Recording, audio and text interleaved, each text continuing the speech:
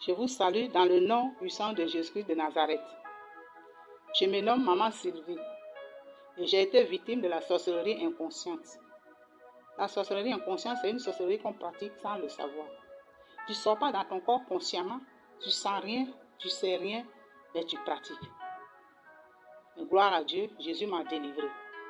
Et le livre de mon témoignage sortira très bientôt. Aujourd'hui, je fais ce court témoignage pour exhorter et sensibiliser mes frères et sœurs sur l'existence de cette pratique. Et je crois que tous ceux qui en ont été victimes par ignorance ont certainement été humiliés et rejetés par leurs proches. Mais seul Dieu a la capacité de délivrer. Je prie que si tu en es victime, que l'Éternel t'en délivre au nom de Jésus-Christ. 20 ans en arrière, avant ma réelle conversion en Christ, j'étais une femme coléreuse et je disais toujours ce que je pensais. Je détestais les sorciers et leurs œuvres, car ma belle famille en pratiquait énormément. On entendait à chaque fois des échos comme quoi mon beau-frère veut tuer mon mari. Et pour nous protéger, je me laissais entraîner par mes amis chez les féticheurs et les marabouts, mais sans grand résultat. Alors je ne cessais de déclarer que j'aimerais avoir vraiment les pouvoirs de la sorcellerie afin de les combattre à leur propre jeu. Bien-aimés, faisons attention à tout ce que nous déclarons. Le livre de Proverbes nous dit que celui qui veille sur sa bouche garde son âme. Celui qui ouvre de grands lèvres ou à sa pète. Et ces paroles me font vivre un enfer sur terre. Une certaine époque, ma belle-sœur nous rendit visite et pendant son séjour, elle me demanda un cadeau. Un habit que j'avais l'habitude de porter à chaque fois. Et malgré tous les vêtements achetés par mon époux pour son départ ce jour-là, elle réclamait toujours le vêtement que j'avais déjà porté. Chose que je lui ai remis sans avoir pris la peine de prier avant. Je ne savais pas que je venais de creuser ma propre tombe. Ce n'est pas mauvais de faire des dons. Normalement, c'est ce que le Seigneur Jésus nous demande. De faire des dons, de partager. Mais seulement prions sur ces dons en avance. Et ayons le discernement, car certains ont juste l'intention de nous nuire. Souvent, ce n'est pas avec le bon cœur qu'on nous demande ce que tu as déjà utilisé, comme habits, chaussures, chaînes, tout. C'est ce qui m'est arrivé quelques années plus tard. Notons que le diable est très patient et il frappe au moment favorable. Mais Dieu délivre toujours ses enfants. En 2007, ce que j'ai toujours craint a fini par m'arriver. Je perdis tragiquement mon époux dans un accident de circulation. Je fus vraiment dévastée et mon monde s'écroula. Nous avions 5 enfants et je me posais tout un tas de questions. Comment allais-je faire et qu'allons-nous devenir?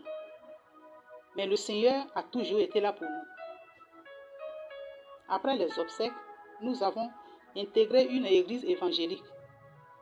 Et à force de prière, Dieu mit au grand jour les choses qui étaient cachées dans les ténèbres. En fait, ma servante confessa, elle et mon fils de 9 ans pratiquaient la sorcellerie.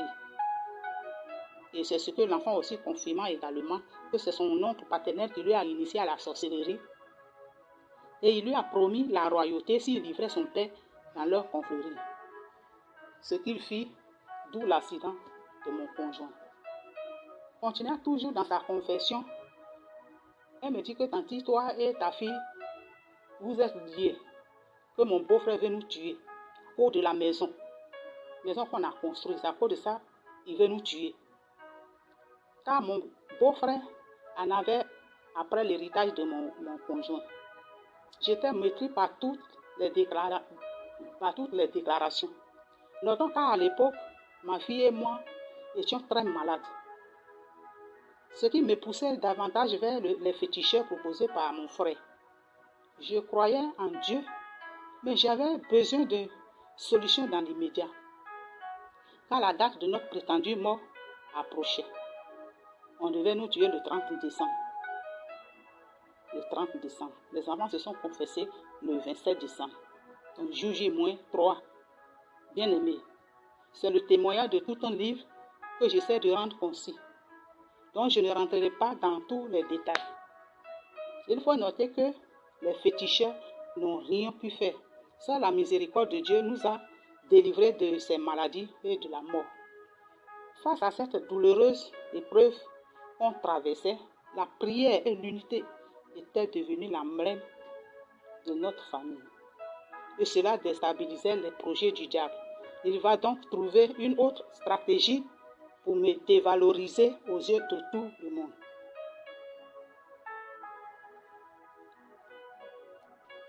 C'est le début d'un long calvaire.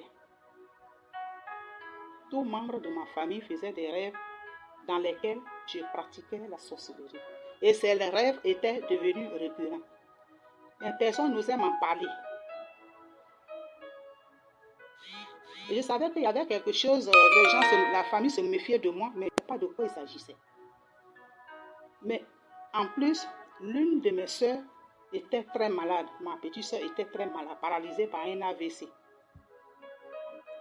Et là maintenant, mon frère va me chasser dans sa maison. Il me chasse tranquillement avec mes enfants. Nous sommes partis dans une petite ville. Ma soeur qui était malade, ainsi que quelques enfants initiés à la sorcellerie, m'accusaient d'être la cause de sa maladie. Les féticheurs m'accusaient d'être une sorcière destructrice. Je refusais tout ce qu'ils disaient, mais tout me voyait dans le monde spirituel. Qui peut me croire? Je ne comprenais rien. Je ne me souvenais jamais de mes rêves pour en conclure quoi que ce soit. Un jour, un des féticheurs chez qui ma soeur se traitait, leur avoua à ma famille qu'à chaque fois, je venais en sorcellerie détruire le médicament de ma soeur, raison pour laquelle elle ne guérissait pas. Le féticheur mit donc un piège sur son territoire, d'après lui, pour m'avoir. Il leur fit savoir à ma famille que j'aurais une plaie au pied qui finira par me tuer. Je vous dis que j'ai fait un champ. Dans la ville que je suis partie, j'ai fait un champ avec mes enfants. J'avais 1,5 hectare. Dans un hectare, il y a une femme qui veut prendre en gros. Elle est venue avec un kia. Et puis elle a loué 2 personnes qui vont déterrer le manioc. On allait dans le champ. Je vous dis, rien. Je n'ai même pas eu un chargement de pousse-pousse dans 1 hectare de champ. Demi-champ. J'ai eu 3 sacs de 22 kilos. J'ai pleuré dans le champ. Effectivement, quelque temps plus tard, je fus piqué par une épine dans ce champ-là. Je négligeais, car pour moi, c'était juste une épine. Malheureusement, elle devient une grosse plaie qui décomposait à l'intérieur de mon pied. Je ne comprenais rien, je maigrissais de jour en jour. Je n'arrive même pas à dormir. J'étais très amaigri. Et voilà, j'ai pris même la décision de me suicider. Je ne veux plus vivre. On m'accuse de gauche à droite. On m'appelle, on m'insulte de gauche et je ne sais même pas de quoi il s'agissait. Oui, je voulais finir avec toutes ces tracasseries que je ne comprenais même pas. Donc, j'étais si aimé, si respecté par ma famille, j'étais à présent humilié et rejeté par mes frères. Un jour, par le bien de ma fille, un prophète m'a mis sur un jeûne de 3 jours secs. À la fin, le 3e jour de jeûne sec, à 4 heures après ma prière du matin, je me suis allongé et voilà, j'ai fait un songe où je me vis dans une piscine appelée Bethesda. Dans cette piscine, dans cette eau, ma plaie guérissait instantanément. Je vous dis, la bande, la compresse restait dans l'eau. Plus tard, le Seigneur, dans sa grâce, me guérit totalement de ce sort déjouant. Ainsi, le plan du diable. Cependant, les accusations persistaient, oui, de plus en plus. Alors, j'ai pris la résolution de chercher à savoir qui je suis réellement. Moi qui n'aime pas les sorciers, moi quand on me dit telle personne est sorcier, je ne vais même pas m'approcher de la personne. Moi aujourd'hui, là, on m'accuse de gauche à droite, que c'est moi qui va tuer telle personne, telle personne. C'est ainsi que mes enfants et moi allons dans un camp de prière réputé dans la région. Et pendant la prière de la délivrance, il fut révélé que je pratiquais une sorcellerie inconsciente. il fut révélé que je pratiquais une sorcellerie inconsciente. Je prenais mes propres mains pour détruire ma famille, sans le savoir, car habité par un esprit humain de la sorcellerie. Ma délivrance s'est faite en plusieurs séquences, avec les jeûnes et prières. Hélas, ma petite sœur mourut quelque temps plus tard. Il fut révélé qu'elle pratiquait la sorcellerie dans la confrérie de mes beaux-parents. Et elle n'a pas respecté ses engagements et elle a été tuée par eux. J'aurais tellement voulu qu'elle se repente. J'aurais tellement voulu qu'on ne soit pas mêlé à cette sorcellerie de mes beaux-parents. Ça m'a tellement choqué de la manière qu'elle s'impliquait dans la sorcellerie de mes beaux-parents. Mais le Seigneur, moi j'aimerais qu'elle se repente, mais le Seigneur a voulu autrement. Je demandais au Seigneur dans la prière de me révéler ce que j'étais dans le monde spirituel. Je veux me voir, je veux connaître, je veux voir qui j'étais. Et dès cet instant, dans presque tous mes rêves, je voyais des aveugles et des sourds qui venaient me parler. Une fois que je ferme l'œil, ils viennent me parler. Ils s'arrêtent et puis ils parlent, mais je ne les entendais pas. J'étais tourmentée, ça me tourmentait. J'étais traumatisée. Et j'ai appelé une servante. Elle m'a dit, attends, je vais te prendre en prière. Elle a prié, puis elle m'a appelé. Elle me dit, le Seigneur confirma la sorcellerie inconsciente. J'étais aveugle et sourd dans le monde spirituel satanique. J'étais manipulé comme un robot, bien aimé.